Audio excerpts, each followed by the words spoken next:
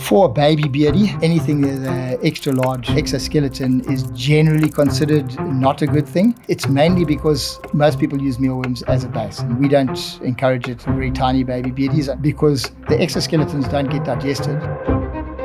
If they're eating a whole bowl of mealworms, you've got now a whole tangle of exoskeletons in the gut, and they sort of tangle in a mass, actually form a blockage in going through from the stomach to the small intestine.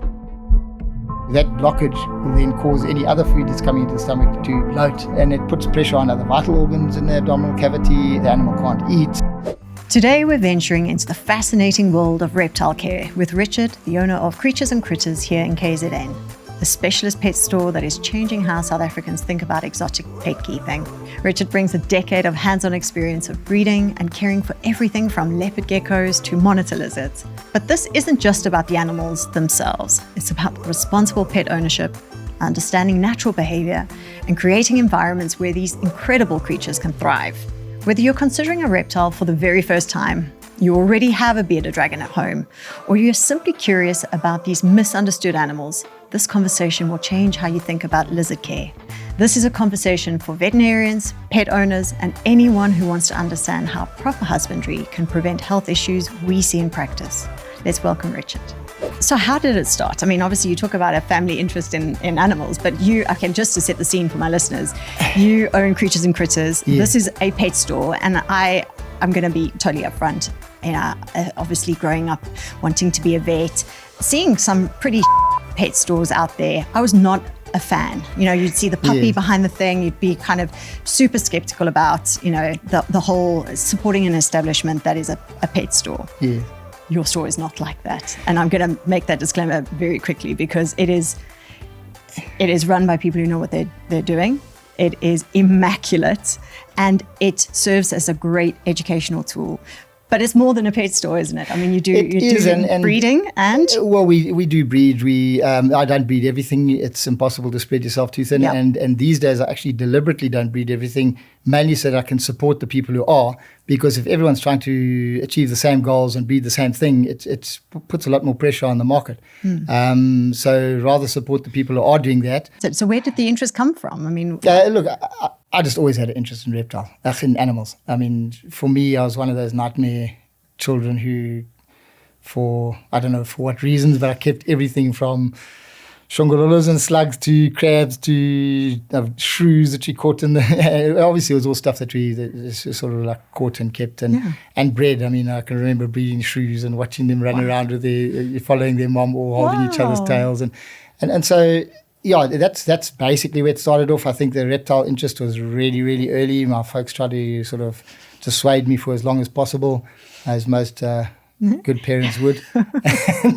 And if the interest is genuine and it's there and it doesn't die, I mean, to try and deny a child that to develop that interest is also pointless. It's quite a task to take on to now have a pet store that caters for, and we were discussing off air about the fact that there is so much variation in the animals that you keep, in their particular needs, in their feeding methods, and so on and so forth. I mean, the responsibility for that must be huge. It is, because you need to, as I was saying earlier, give the right advice for every species. And that's why I say although I specialize in reptiles, I'm pretty much a generalist.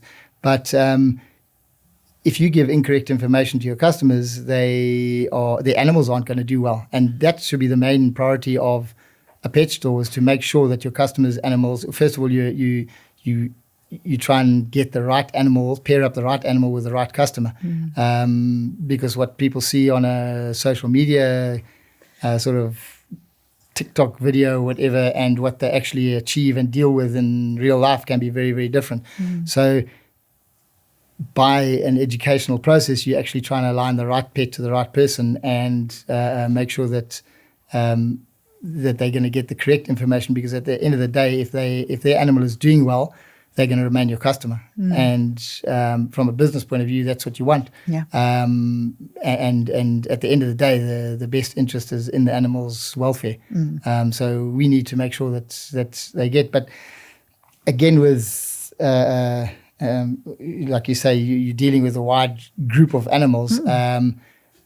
even if you took something as narrowed down as dog breeds, I mean, you've got somebody who wants a power breed, pit bull or American bully type breed, and then you've got people who want a Chihuahua or a Pekingese, and they're all dog lovers. They're all pet owners and pet lovers. But you got to cater for different needs, different situations. Some are on farms, some are dogs that are with you all the time. And it's the same type of thing with the reptiles. Yeah. You've got everything from your huge giant pythons right down to your tiny specialist feeder animals. And I think people are looking for different pets. They don't have the same time and space that they used to have.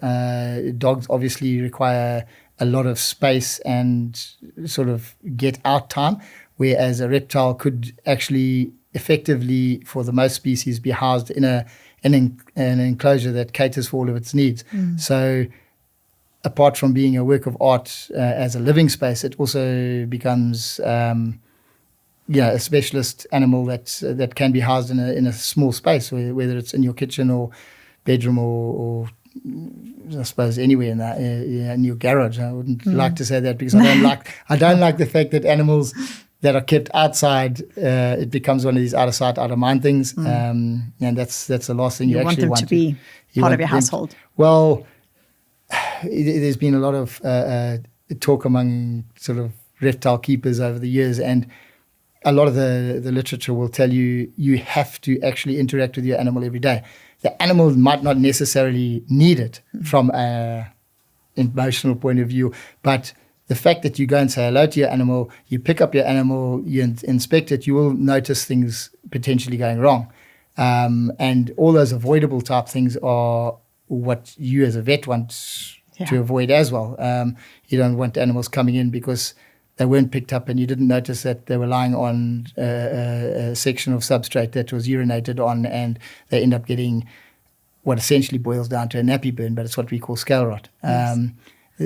Especially if it's over a heat source, the urine and the warm conditions is not good for the reptile. Where if you're going in daily and literally picking the animal up, physically having a look, you'll notice if the skin hasn't shed properly, you'll notice if the eye cap is still on the animal or a piece of tail shed is still stuck on. And even those things are avoidable if your husbandry is correct, if your humidities are correct. And if you start noticing that type of thing, approach the right person, like a vet or a pet shop that specializes in that type of thing. They can give you the correct advice, and you can adjust your husbandry, and your animal will be a lot happier for it. But yeah, so I bought a few lizards today, basically to show the variety among lizards. So let's talk about. Obviously, how do you? A lot of people come in and say, I want to beard a dragon, or they'll come in and say, I'm looking for something for my child, fairly sort of entry level. How specific are people when they come in, and do you find that they know what they want, or do they come and ask you questions about them and take an interest and then make a decision? Yeah, look, a lot of people will walk in and just say, I want a pet lizard. Or I want a pet. They might walk in and be very specific and say, my friend's got a bearded dragon, I also want one.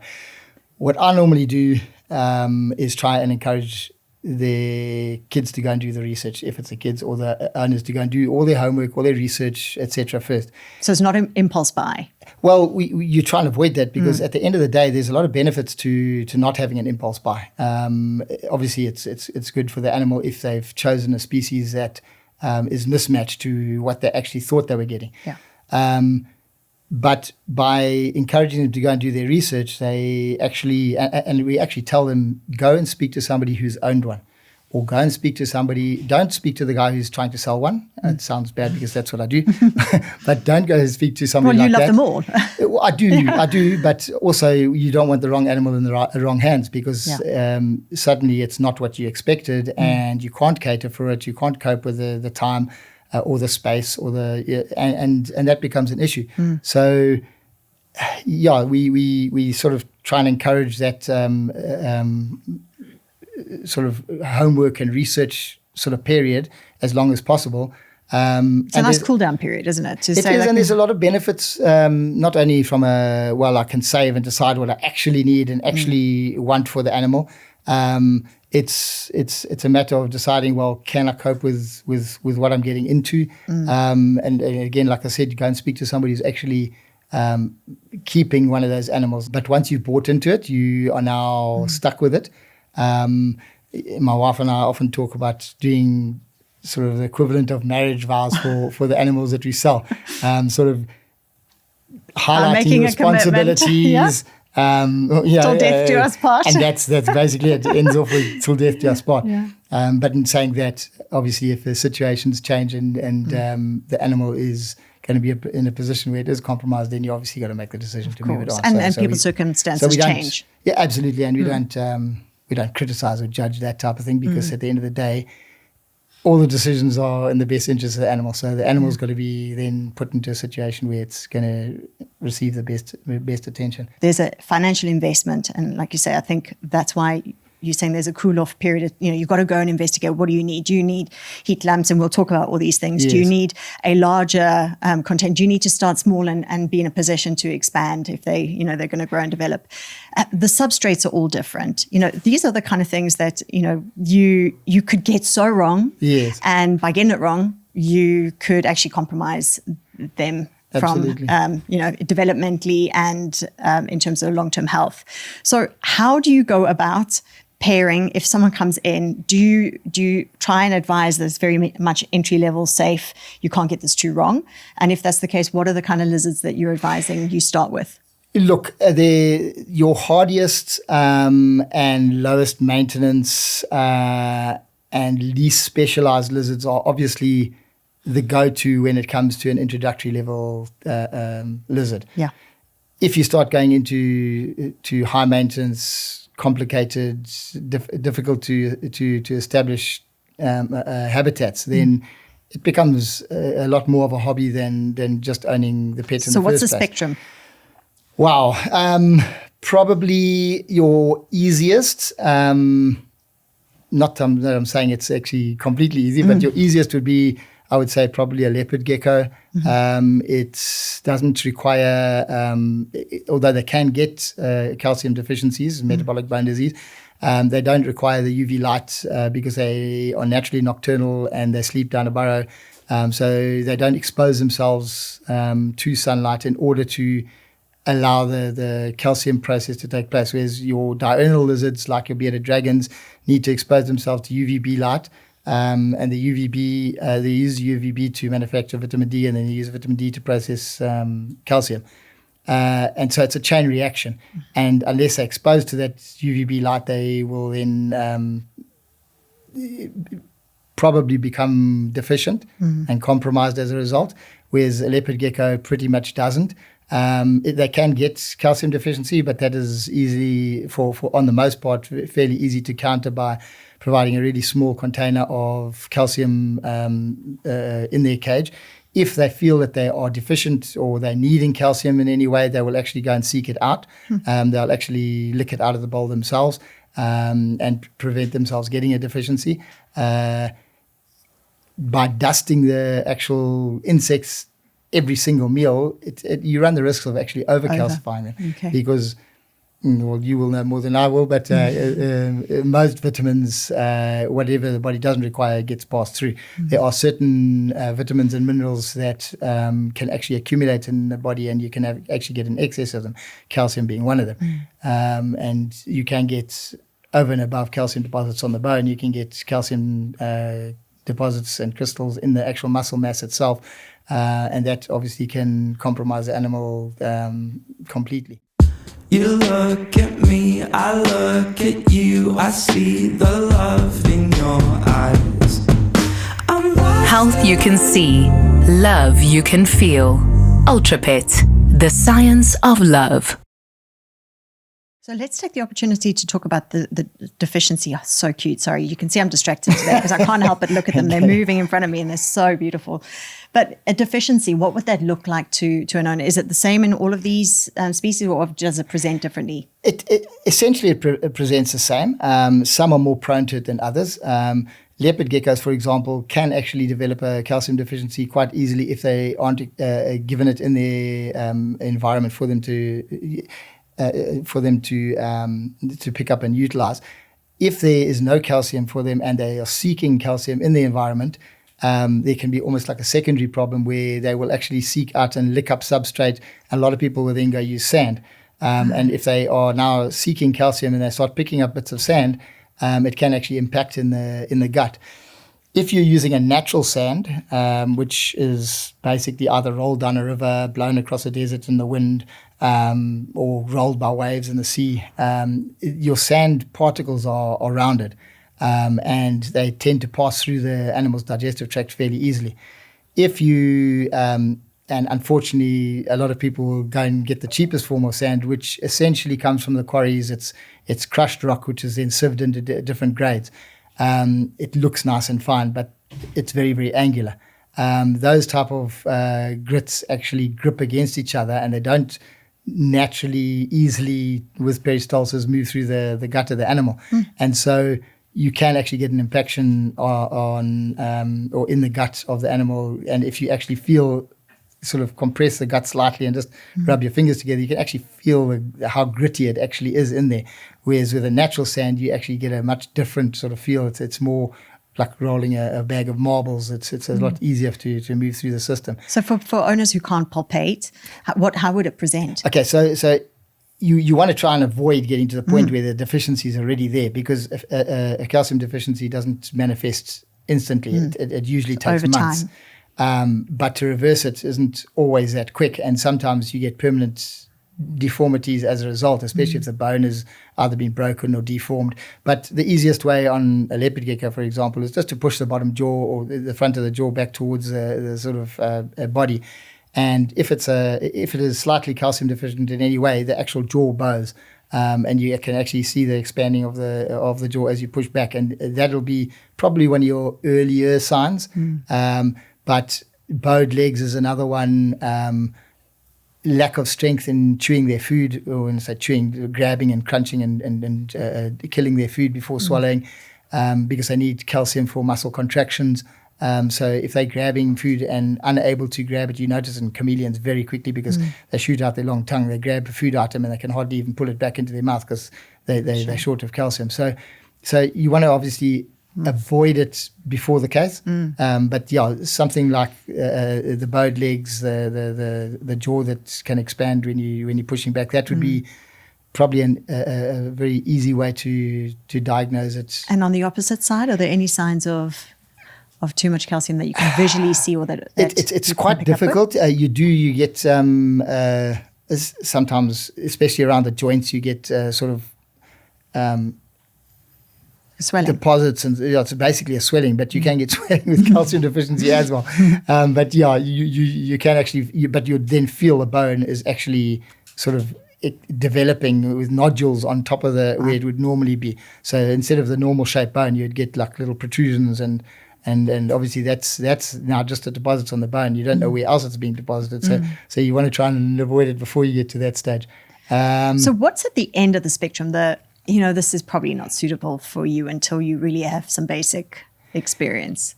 It's quite a difficult one, because children can be very manipulative as well. And we tell all parents, the parent is buying the animal as much as the child is.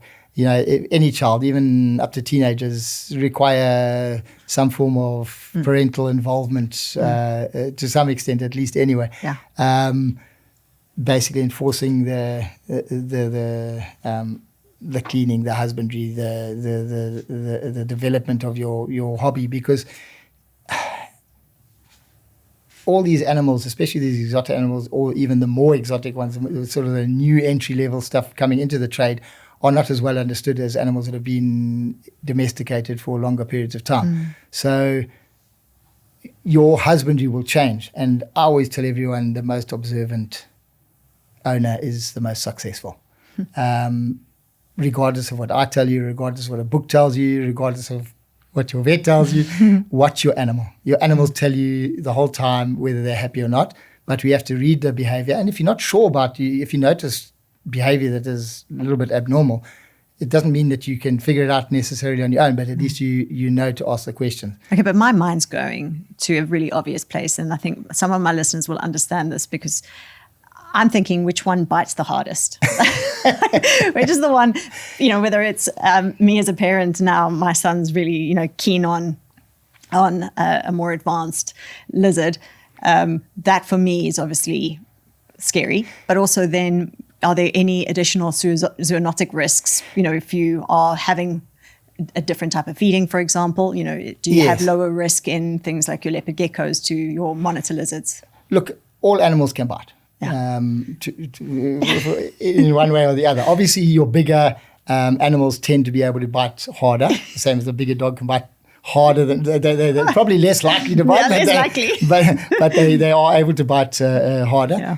But it's not only that, it depends on the dentition to start with.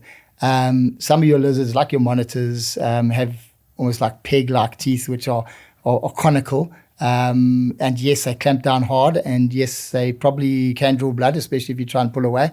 But they're unlikely to do a lacerating type bite, whereas other lizards will have sharper teeth, and I don't mean sharper as in pointy, I mean sharper as in a knife blade type teeth. So your iguanas, for example, and if they grab and shake, which they very, very seldom do, but if they did do that, the chances of lacerating would be a lot worse than an animal that's like a leopard gecko that just clamps down on you.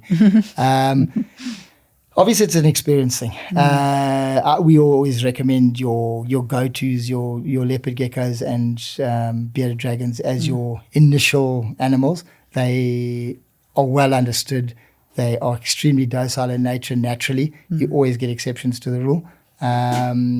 And we'll probably get onto that later when we talk about choosing an animal. But you do occasionally get animals that are a bit more aggressive, the same as you do with any animal, I suppose. So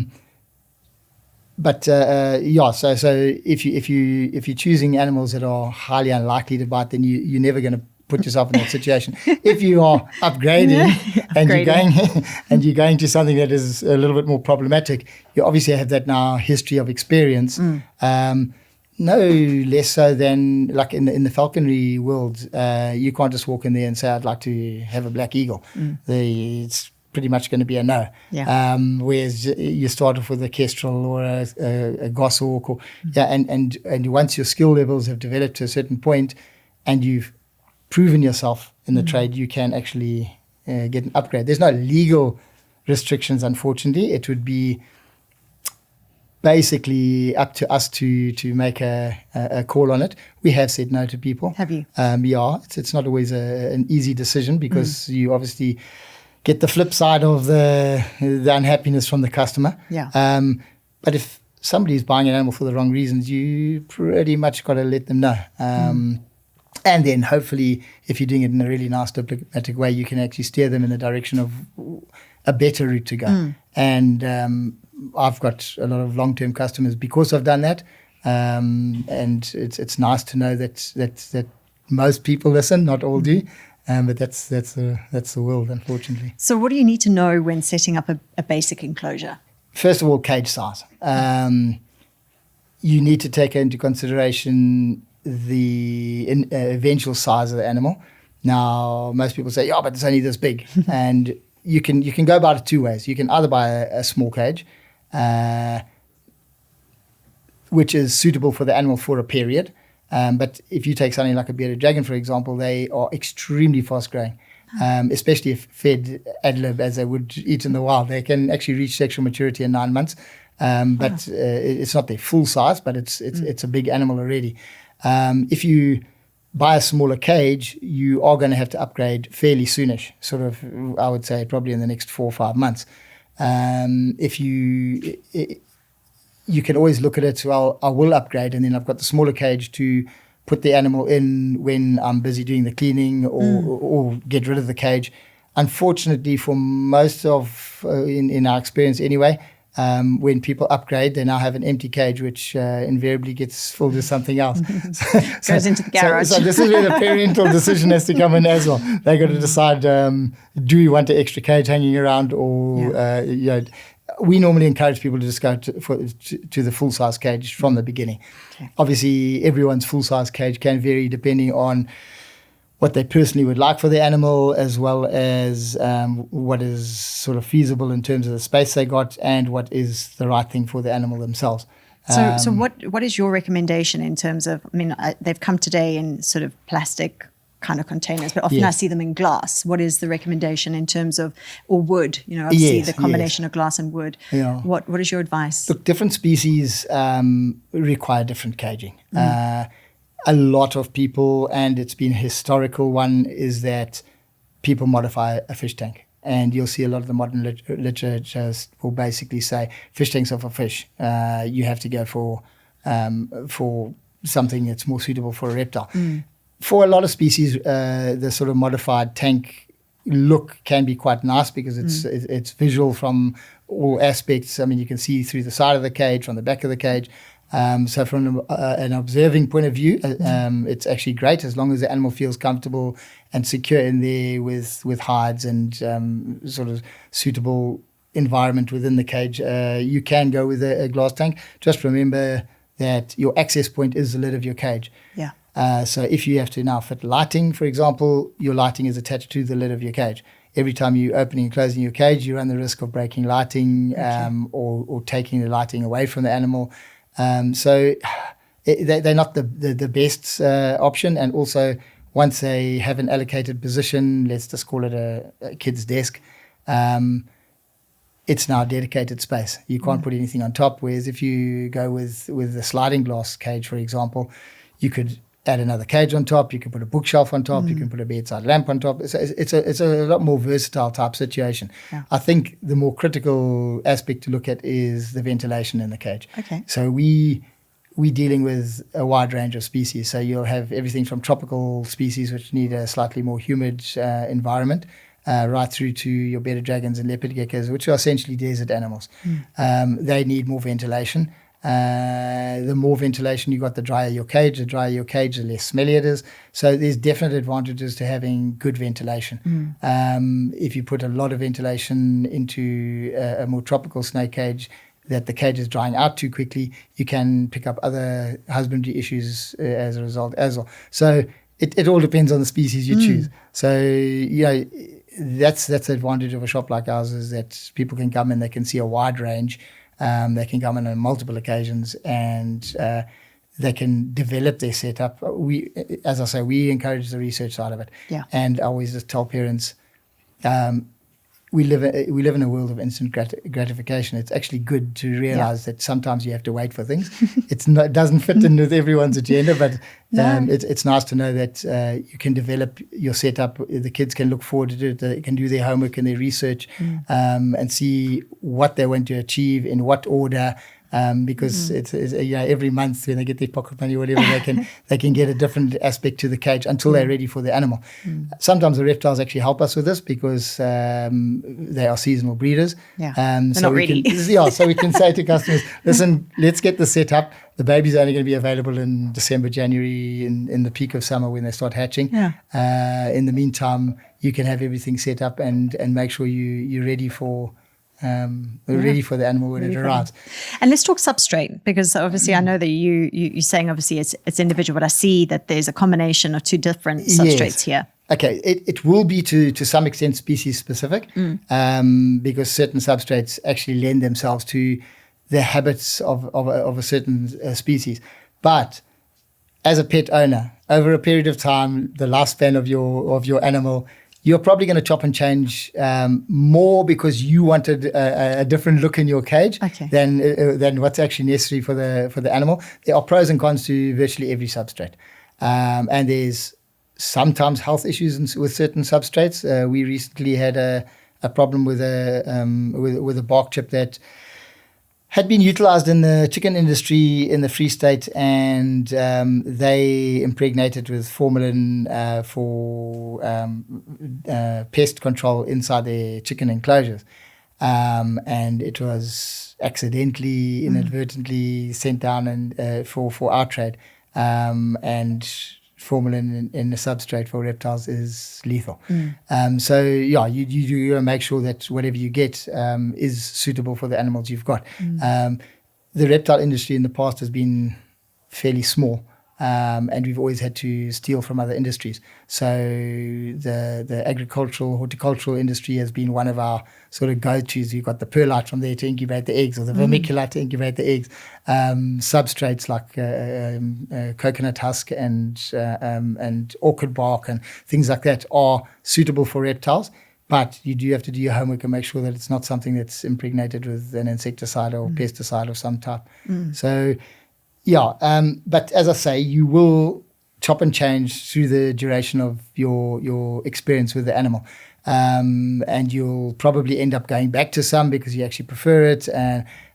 But you can essentially use anything from not so nice looking but very practical newspaper right through to paper toweling, shavings, bark chips, but not cocoa sand. peat.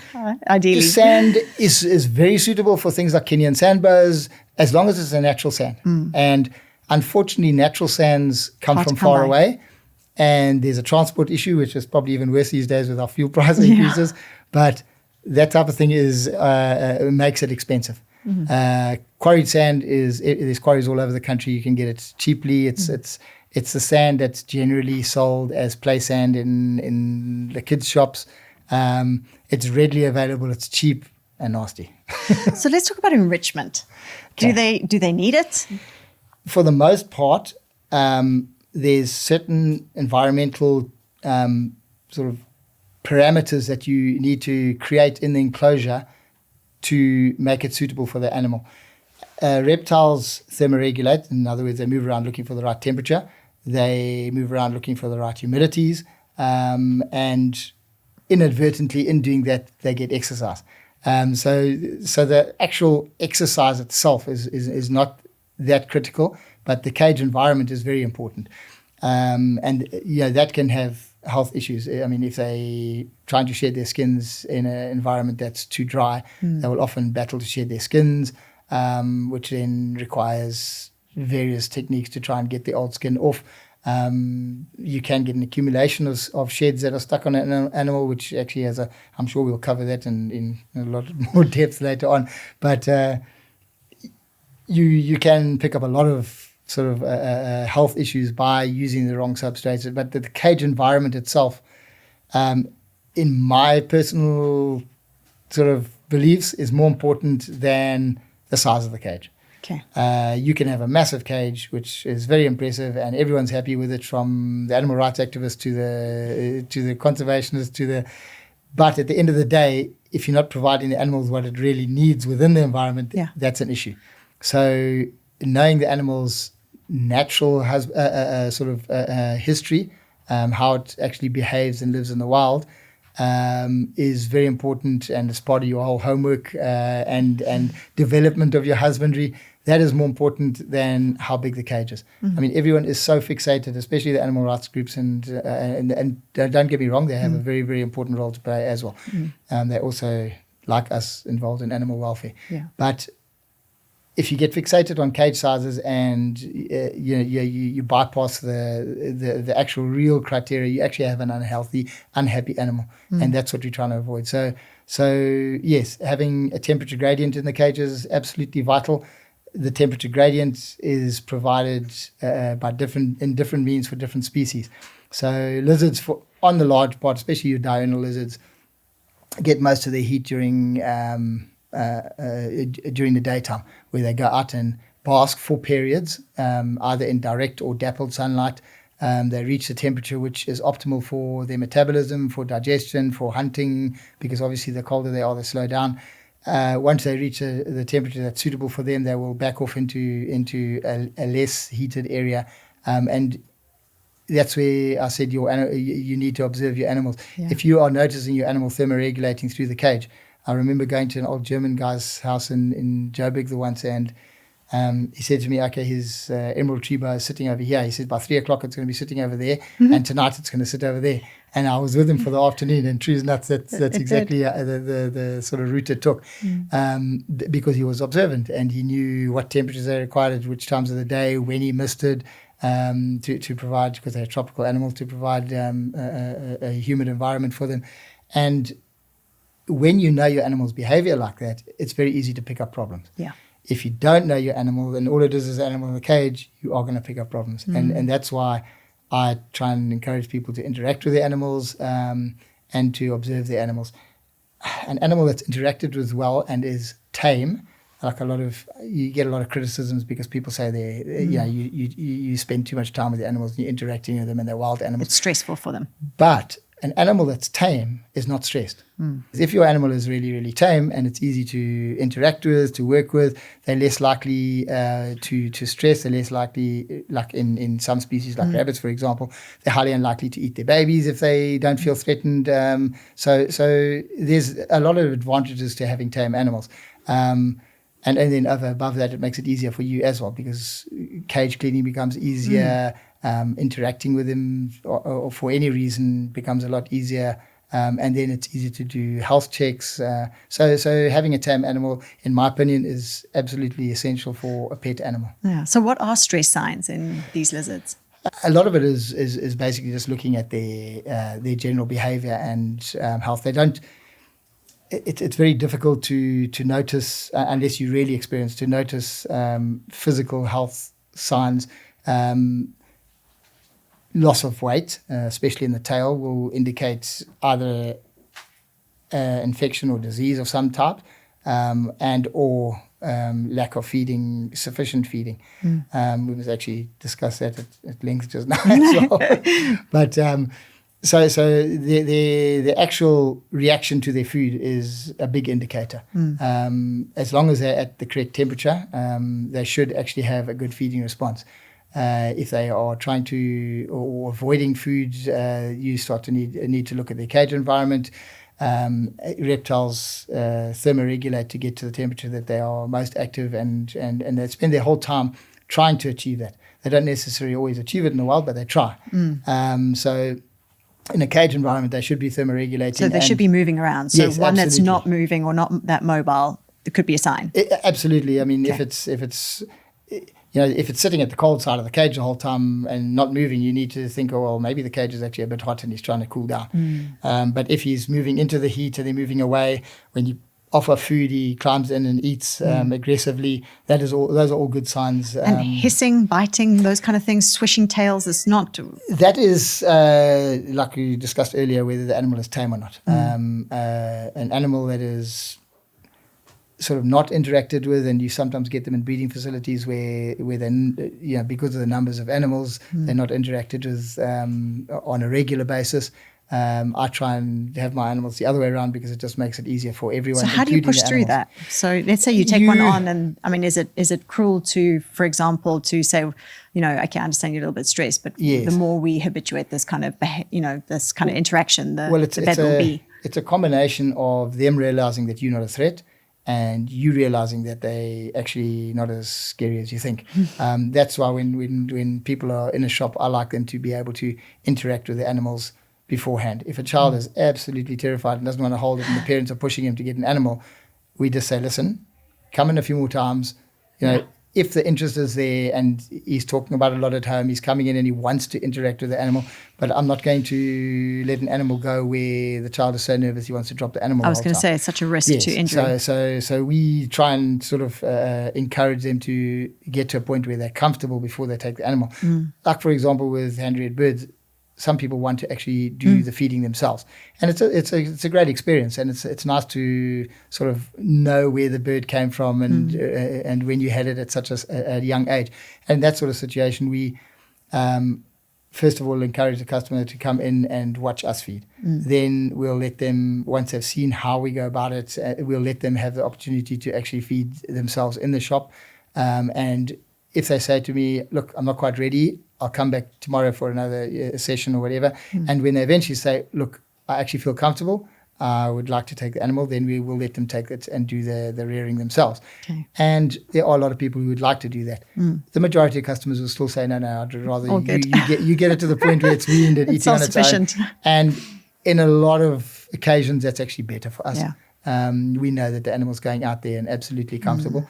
But also if we feel just by the way they are feeding the animal that they're not ready, we'll say, listen, you're not quite ready yet. And sometimes you get people that will come in and say, I've done this before, I'm fine. And I say, okay, but let's just feed the animal anyway. So there is that. So let's talk about, perhaps we can talk about their feeding practices, maybe when you give us some examples of the differences between them. Yeah. Let's have a look at them, and let's talk about sort of handling. I'm going to obviously from a bit of a distance appreciate them because they look a little bit intimidating, and you can tell me which ones are more familiar and I'll have a hold. But it'll be interesting to have a look and a discussion about what's special about the ones that you brought in. Yeah. Look, maybe if you can just talk a little bit about food before we start taking them out. It's most people want the convenience. So like a dog, they want to go buy some kibbles or some pellets, and they want to put it in a bowl, and that's feeding. Yeah. I always try and maybe use that as a base, but always give them the additional. You'll get sort of food manufacturers who will punt a balanced diet food on something like a reptile, or actually more importantly for any animal for that matter. A balanced diet is determined over a period of time, over a season, because not the same food item is available all year round. If you give them an extruded pellet, it's wonderful, and you're going on the researchers' work to say that this is the balanced diet food. There's no variation through time, so the animal is subjected to exactly the same thing every day throughout the year, which is completely different to what a wild animal would experience. And these, as you said, are closer to their wild types than maybe a dog or a cat. Yeah. But giving them a variety is very important from a if you want to go the breeding cycle route, going through the seasons. But for me, it's more about the animal being able to enjoy its food as well. Okay. Part of happiness in an animal is also the ability to be able to eat different things. Like us, we can be sitting here and saying, "Oh, it's a hot day. I just want to go home and make a wrap." A salad wrap or something, and other days we might want to go home and have a braai. Yeah.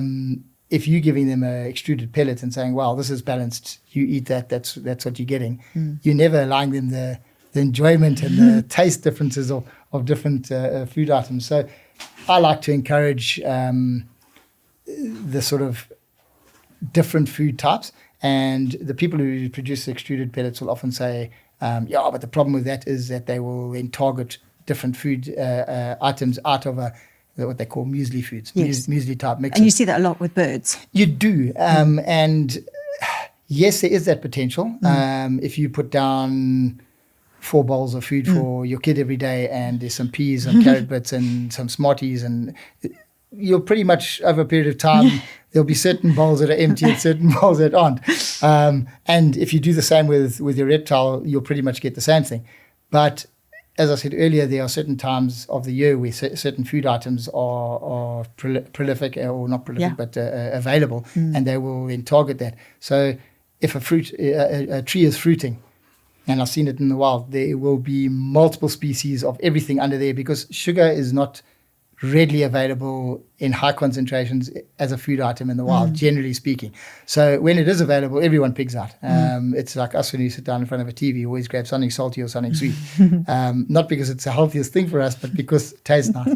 And they are the same. So if you put down the whole spread every day, they will target certain things, and they will eat a bit of the other things, but they will predominantly eat the same thing. So variation is important. Yes, but that buffet that was there is not constant throughout the year. It also varies. Depends on wind directions. It depends on what sort of gets brought in, and you can do the same for your animals. Instead of offering the whole buffet every day, you can put certain food items on certain days, and in doing that, you're actually forcing them. So if the muesli type food that is criticized, you can mix up the muesli. You can have a different type of buffet on this day compared to another day, or week by week. And we encourage.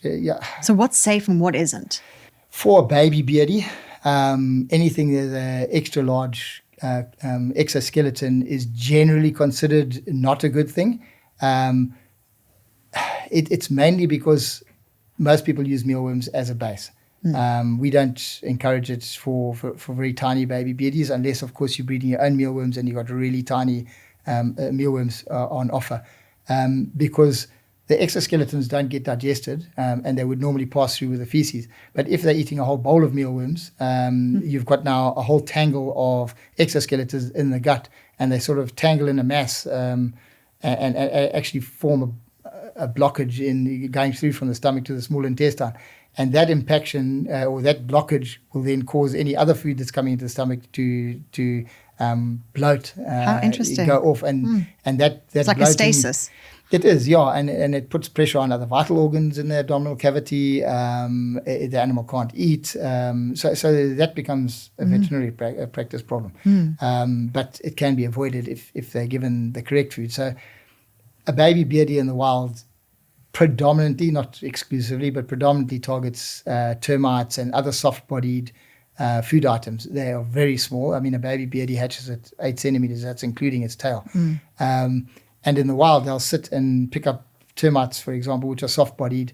They're easy to ingest, to digest, and pass through. And so that would be their go-to. They might grab a few bigger food items in between, but because they don't form this tangled mass, they actually can work their way through the system. So I know a lot of, even the reptile literature will say, don't feed mealworms, they will cause impactions. If you give one mealworm to a baby beardy, it's highly unlikely to get impacted. If you give it 30, then yes, you can actually cause a problem. So we normally start them on crickets because they're generally soft-bodied and appropriate size ones. You'll see most of the literature will tell you the food item must be longer than the distance between the eyes, and it is a nice guideline. And, if they're eating soft-bodied, small enough food items, it will pass through. They can eat a hell of a lot and grow ridiculously fast. And these are the things that they need to be purchasing from a pet store. This is not something that you can say, I found some termites in the garden and I can now, because of the risk of disease. Yeah. Is that Look, right?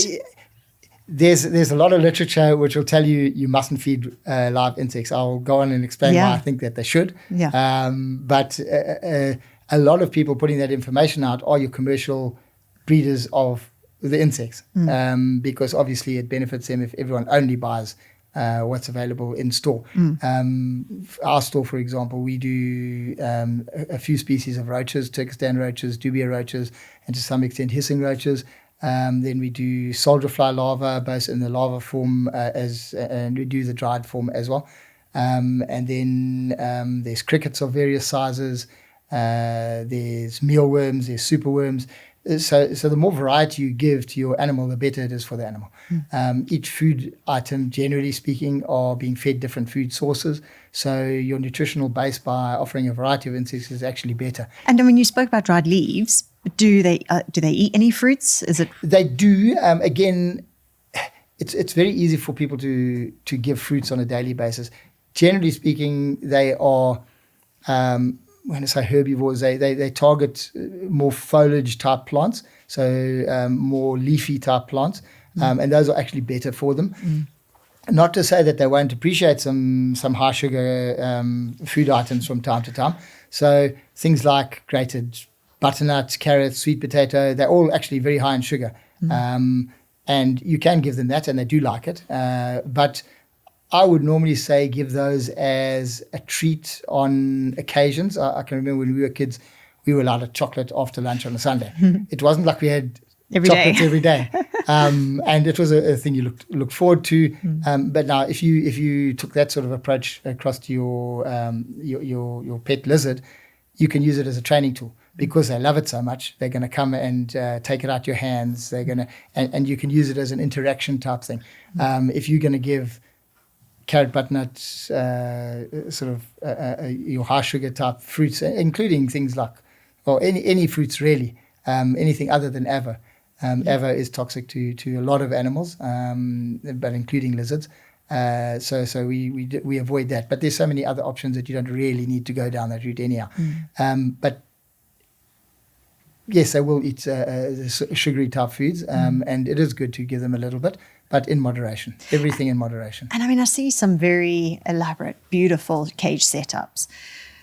How do you go about doing that? I mean, some people also say, they use natural bark and, they make it really beautiful. Yeah. Do you encourage that? Are there issues doing that? I do. Look, unfortunately, there's pros and cons to every single setup that, and you'll get people who criticize whichever route you take.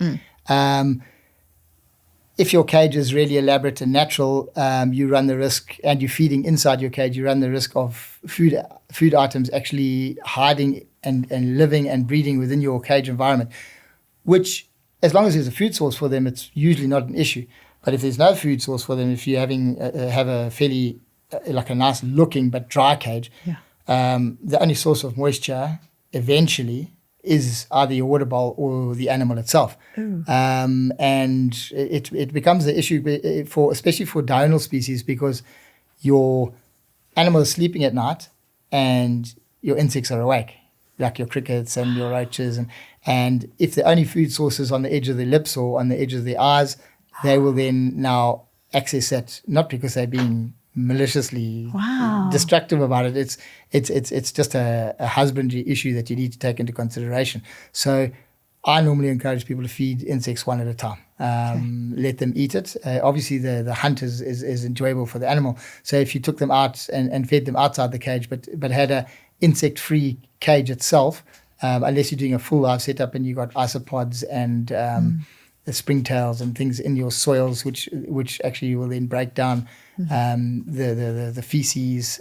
Obviously, you spot cleaning all the time, but you never get everything out, absolutely. So if there's remnants of feces or whatever in the cage, those then cleanup crew, as we call them, will then come in and eliminate that and keep your cage smelling clean and effectively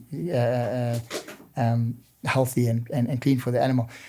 But feeding insects in a cage in a really complicated setup, if you've got a really simple setup, it's very easy. You lift the water bowl, make sure he eats those first. Lift the log, let him eat those first, the hide, and you say, okay, right, now I can put some more food in. And then you're not sitting with a insect accumulating insect population in your cage. So that's. And in terms of water, I mean, like obviously a lot of my listeners may be dog or cat owners, and so they're used to replacing these things. But how do you manage water and clean bowls for these guys? Look, most animals, especially these desert animals, when they have access to water like rainfall, etc., they immediately utilize it. Okay. But they are able to live long periods without it. So if you go into the centre of Australia, where bearded dragons come from, for example, there are very long periods of no rain. Yes, there will be dew on certain days, and they will access that early morning if they're out and about in summer. They will get a bit of moisture from that. The majority of their moisture comes from their food item itself. So much so that there are certain breeders, research facilities, etc., overseas and locally that only put water in for a morning once a week. Wow. And the animals will then access that if they want to. Oftentimes when you put fresh water in, they immediately get attracted to the fresh water and they will have a drink. If the water becomes old and stagnant, they will pretty much ignore it, mainly because they don't need it so much, but there's not that freshwater attraction that they would have to fresh rainfall or something like that. We obviously tell our customers to put a water bottle in the cage, mainly because if they fed largely a dry diet, then their demand for water is a lot higher, and there are a pelleted form of food available for them, which they will target, the same as they target dry leaves in the wild. They will take a pelleted food, but if they're eating dry pellets all the time, they definitely need water. So we do encourage it. What I do normally recommend is that the water bowl isn't put on the edge of the cage. A lot of water bowls you find they're nicely cornered, so you can put it in, and visually it looks nice. But from a husbandry point of view, it's an absolute nightmare. Why? Because animals naturally use the perimeter of their cage to walk around. I always tell everyone, put your water bottle in the center of your cage. If the animal needs it, he walks to the center, has a drink, and then he carries on doing whatever he does. So let's go back a step. Clarify to the listeners what spot cleaning is. Spot cleaning is basically cleaning the feces on that at the time, sort of on a daily basis, with a little scoop. You normally, if a reptile defecates, then just taking that soiled little area and the soiled substrate out. But you never get it out completely. But so how frequently do you have to do a complete clean? It depends on the species again. Some species have a much faster metabolism. So if you take a species that is very much a sit and wait type hunter, it eats less frequently and as a result defecates less frequently. In winter, when their whole metabolism slows down because their body temperature slows down, they can get to a point where they hardly eat anything at all. And then obviously your gap between cage cleaning is got to be observant more again. extended. So again, it's about being observant, and I always tell everyone, let your nose be the judge. Would you like to live in that cage? When you open that cage and you get that smell, or would you like that in your bedroom? If you wouldn't, then clean the cage. And what are you using to clean? Because obviously I think that's something we really got to be quite clear about. This is one of the things that is probably the most talked about and controversial, and I don't use the same thing all the time. Okay.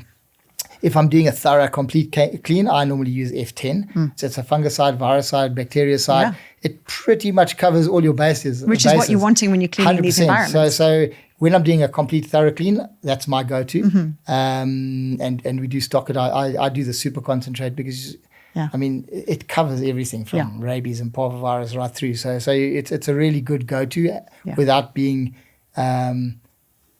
potentially lethally toxic. The reps that come around or the reps who used to come around and punt it to us used to drink it and spray it in their mouths, and to show how safe it now actually was. Now they don't come because they're not they're not around anymore.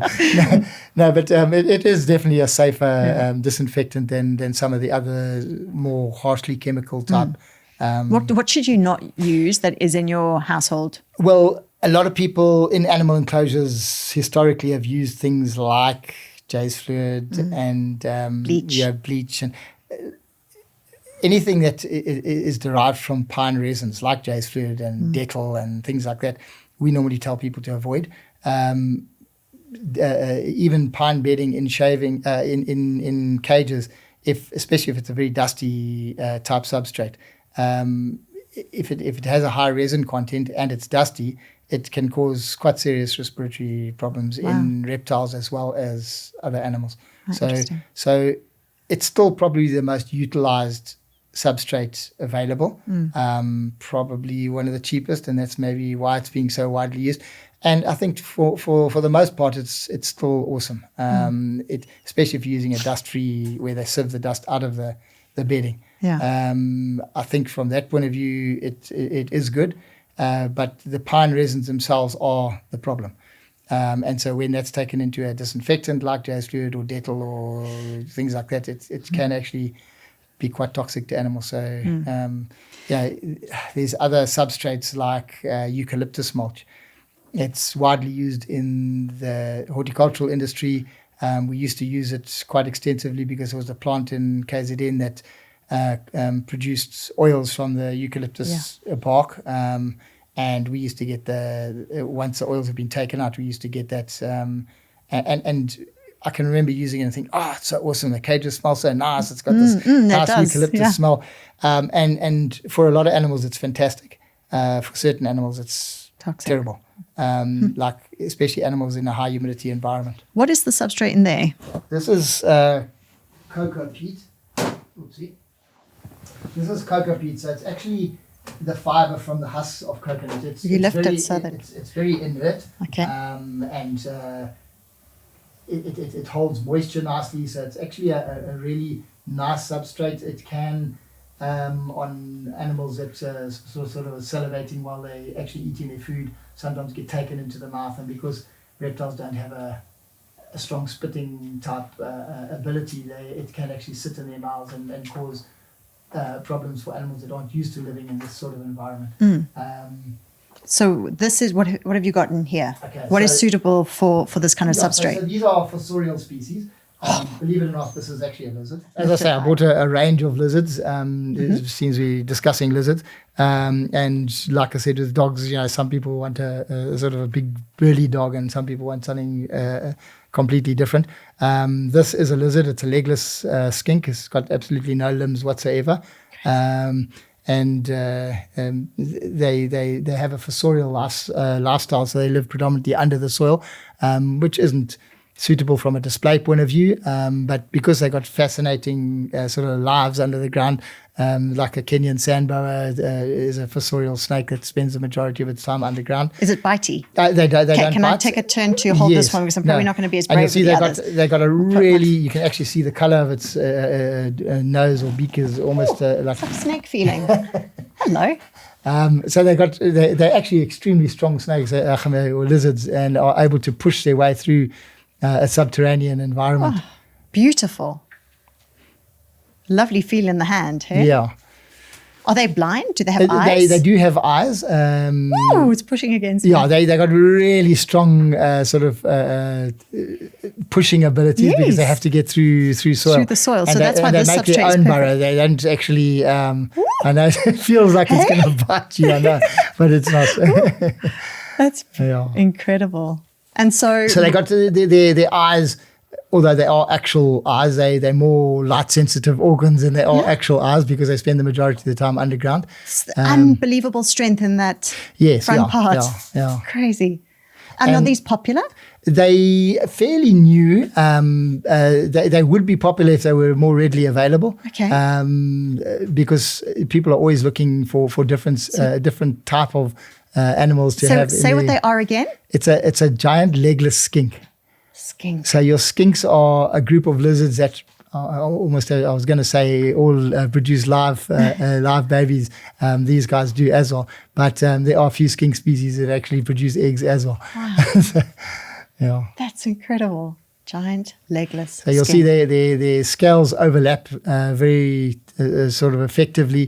They're very smooth, so just to facilitate moving through their substrate or their soil environment that they live in. And what do they eat? They pretty much eat anything live or dead of animal matter, so predominantly insects. But they have been recorded eating sort of small snakes, dead or lizards, live or dead, sleeping lizards that are sort of in burrows underground.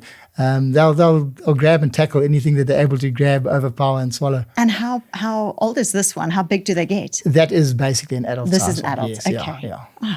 They must be crazy. They must look so cute when they just when they're young.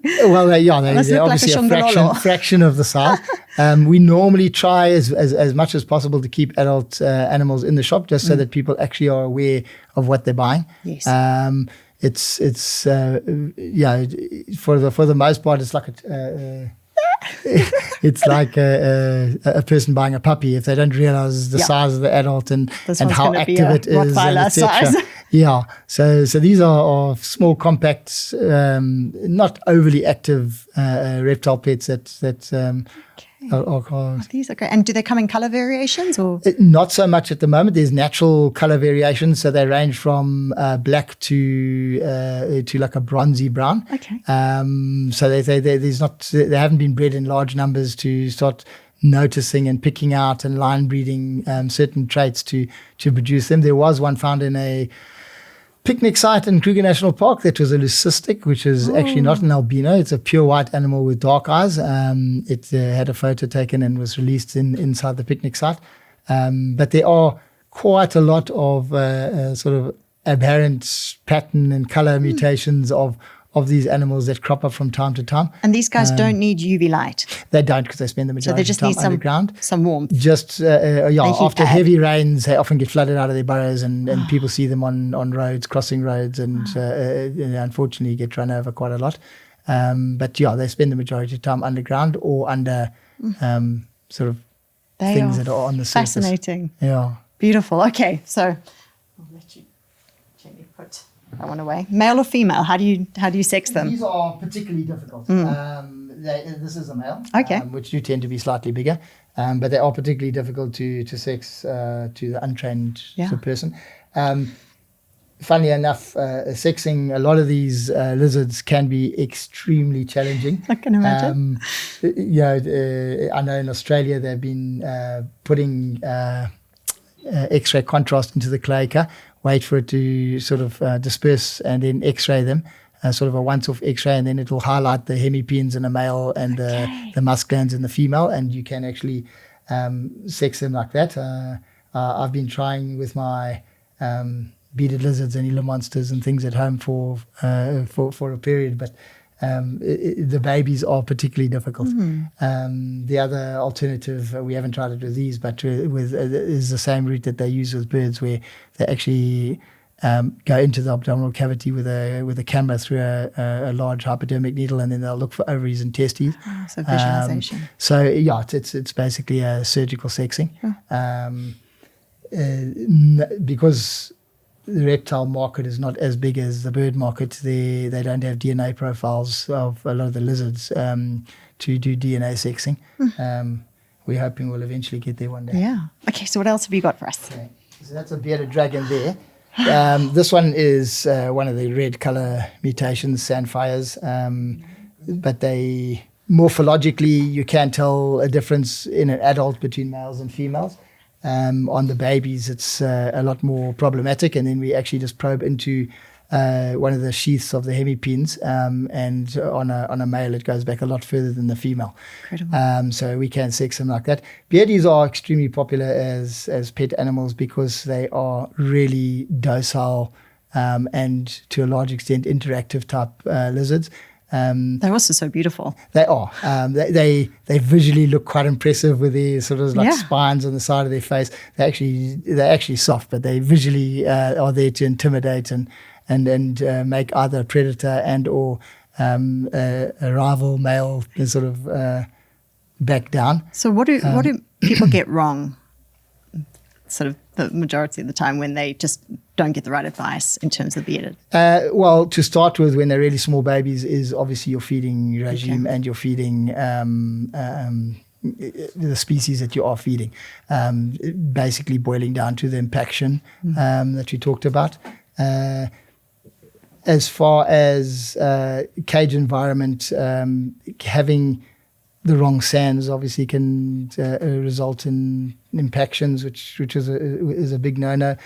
People don't actually realize that the beardies actually have a third eye. This little spot on the back of the head, I don't know if the camera will be able to pick it up, but there's a tiny little, it's more of a light-sensitive organ than an actual eye itself. That's fascinating. I didn't know that. But they link into length of day and night, shadows moving over them as predators approach.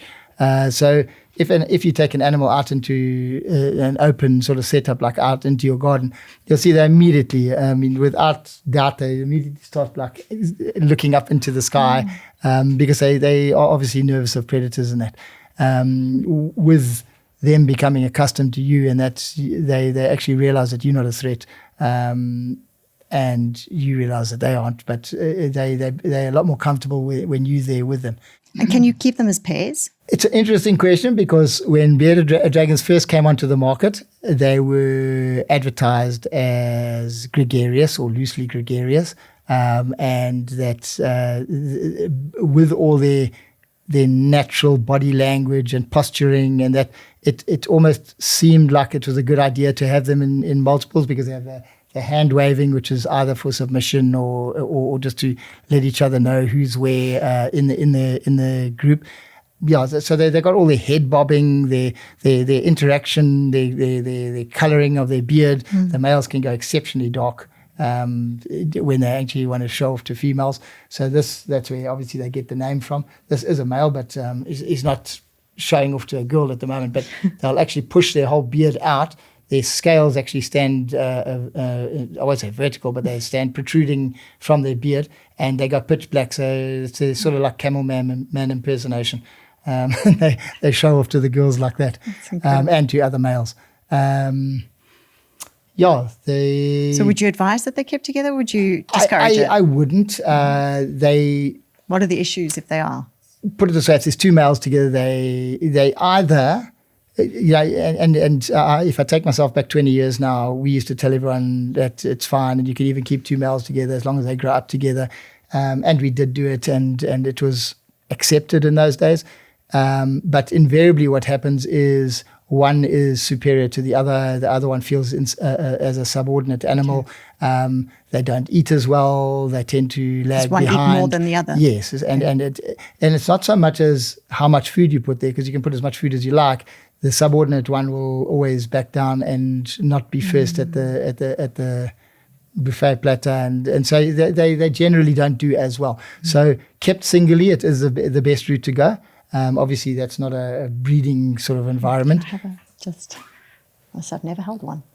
Oh, they're quite spiky. Yeah, obviously so different if you actually feel moving backwards, it's like going against the grain type of thing. But so going on one direction is fairly quite smooth. sandpaper. Going in the other direction is very sandpapery. Wow, gosh, and of course the do's and don'ts about handling them.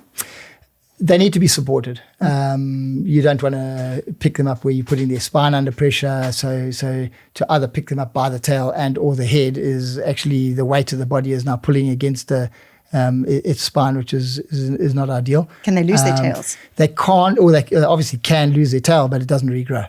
But they don't sort of release their tail like a gecko does or a skink. Those tails actually are designed to as a defense mechanism to come off and leave it to the predator wiggling around while they make their escape. With these guys, if the tail comes off, it's pretty much truncated. And it is an issue where large numbers are raised together as babies in one enclosure, because they become so enthusiastic in their feeding that anything that moves gets grabbed.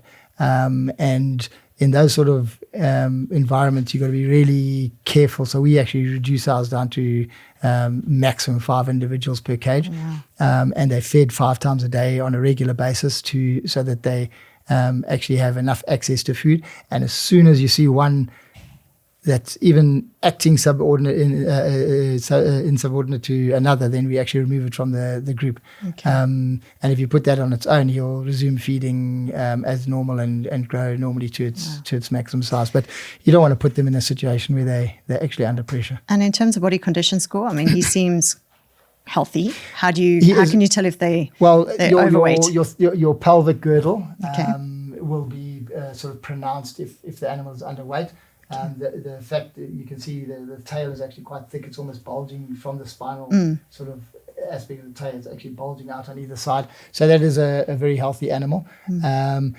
It's a combination of the temperatures that they're allowed to or get exposed to, and that's why I'm quite sort of nervous of overheated cages. It's nice to have a hot spot, but you don't want a whole cage that's too hot, because it comes with a whole range of health issues.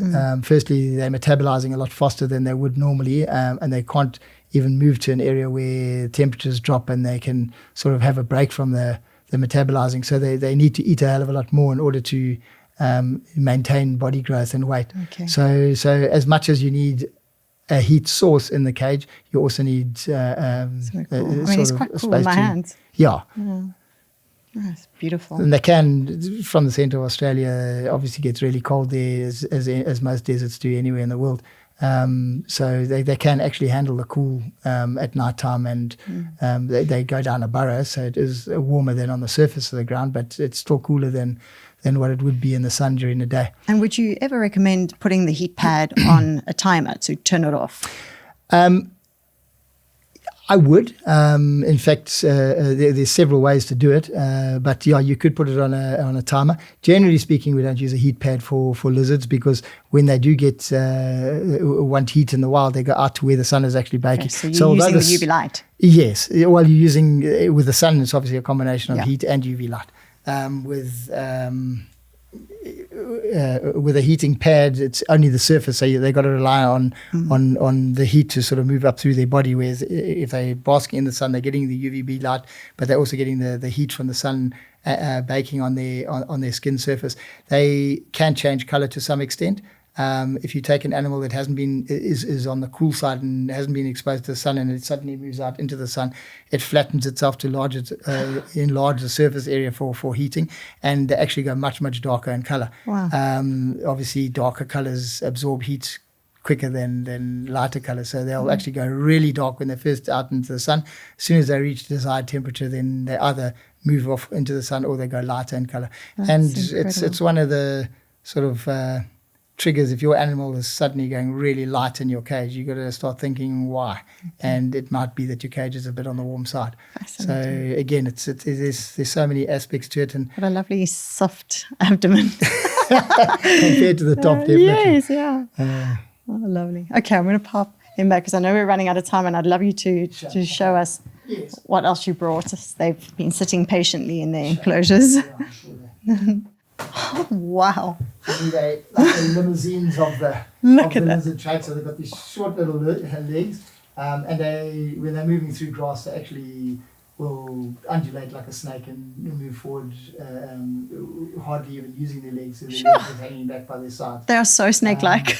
They are, and it's quite interesting. They will actually stick their tongue out and flatten it as a defensive posturing to try and scare predators away. So what's that sound? Just normal. It's not a nervousness thing. Right. So yeah, they also a live-bearing lizard. You'll see they're just busy finishing off a shed. So they start at the front of their body and slowly move back. They don't shed in one solid piece like a snake. Yeah. But yeah, so he's shed most of his body, but there's still a little bit of scales coming off of his tail. He's magnificent. Wow. And are these popular? They are popular. Funny enough, years ago, so we take ourselves back 15, 20 years, they weren't so popular, mainly because in those days, people who had them were feeding them tinned cat food. They do eat it. In fact, they actually quite like it. But in a cage-type environment, become exceptionally smelly. So anything that eats a high-protein diet tends to be more smelly than something that just eats grass. But these days, they eat a whole combination of foods, from veg to fruits, insects, live and dead, snails. Again, those can be harvested or bought from snail farms. Incredible sound that it makes. A lot of animals, or a lot of reptiles, hiss as a form of communication for one other reason. If we put this in with another male, he'll definitely be hissing a lot more. If you put it in with a female, you'll also be sort of letting him know this is a male. Sure. Letting him know that he's interested in her. It's a lovely sound. Yeah. Okay, this is one of your monitor lizards. It's in fact one of the smallest species of monitor lizards in the world. A direct sort of the same genus as your Komodo dragons, but obviously a pocket-sized dragon, this one. And they're actually quite popular in the trade because they're easy, hardy lizard. As you can see, they do get quite relaxed and comfortable being handled regularly. They're not as widely bred in the trade as they were previously, and there's a lot of interest in them again. So there are quite a few people trying to get some together to try and establish them and create a bit more variety in the trade again. So they're also called ridge-tailed monitors. So if you look down the length of their tail, and then that ridge, you can actually see the little texture. Ridges. Yes. Yeah. Wow. I mean, that pattern is beautiful. It's like my Bengal cat. Have you got Bengals? Beautiful. Yeah. And in terms of biting, you said that these have got more conical type teeth, but they can clamp and hold on. These are like pocket-sized dragons, but your bigger breeds of varanus lizards can actually bite and hang on substantially, and putting them underwater, and all the different sort of tricks guys use to try and get them to let go don't generally work. Put them in cold water, and you can sit there for an hour, and they can hold their breath that long. Fascinating. Okay, and this big guy or lady, I don't know. These guys, all your varana lizards, all these varanus lizards, to a greater or lesser extent, they now punt them as venomous lizards. Mainly because their saliva is designed to break down their food, but so is ours, so it doesn't make us venomous. But they do have sort of fairly strong saliva that does help break down the food. Things like your Komodos are probably the most advanced of those, and they reckon that a bite from them on your sort of antelope species, deer and goats and things, eventually results in death, and they just follow them around. I don't know how accurate that Yeah, actually is. you hear some horror stories of people like on an island and being bitten, and I was like, I don't quite know how they die, but Yeah, look, I mean, most of these predators, they, even though they say their venom is sort of, or they do have a venom, they even say that with bearded dragons and leopard geckos as well. I think mainly because if it's designed to help break down their food, it's not necessarily designed to kill. And a bearded dragon is not going to bite a food item and then wait for it to die so you can eat it. They just chomp it into pieces themselves, and they actually have quite sort of hectic teeth. I mean, I was actually tubing one once to try and get some medicine down it, and I was using a silicone tube, and it just bit the tube in half, like straight in half, and I had to sort of retrieve the rest with some tweezers. Sure. And then you realize how strong and sharp their bite can actually be. They've got like sort of a sharp razor blade type teeth, as opposed to these guys. They've got more like peg type teeth that just bite and clamp down. Because these guys generally just bite, kill, and then swallow whole. And they generally eat, like most of your varanids will eat quite big food items, whereas your bearded dragons are generally eating insects.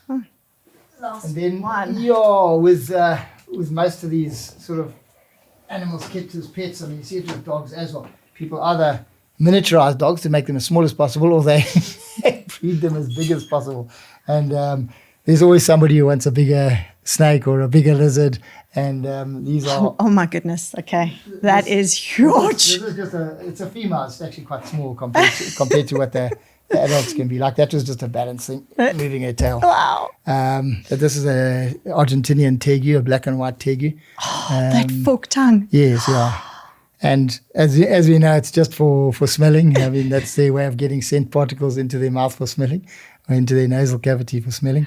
But these are actually quite popular because they're generally very sort of nice-natured. Obviously, their feeding response must be sort of, you must distinguish between a feeding response and aggression. Yeah. So when these guys smell food and they're nice and warm, then they come rushing for food. So obviously, when you're doing that, you need to obviously keep your hands out the way. Yeah. But other than that, once they know that you've just picked them up for some interaction time, or to take them out into the sun, or then they're not actually aggressive. And how long do they live for? Most of these lizards live a lot longer than people think. Some of I've known the bearded dragons, leopard geckos, to get into their 30s. Generally speaking, that's the exception to the rule. It's like expecting a human being to get to 120. Your bearded dragons, for example, generally 5 to 8 years is considered a reasonable lifespan, up to 10 in captivity. And I know there are records that are a lot higher, but then people come in and tell me that their hamster that they had as a kid was 12 years old. And I'm going, I think Mom replaced that one a few times. No, your parents lied to you. So there's a sort of a lifespan where an animal is active and breeding, and then they go into retirement, and then they can live a lot longer. So most of your lizards, Incredible. I would say, are between 3. Like for your chameleons, they're fairly short-lived.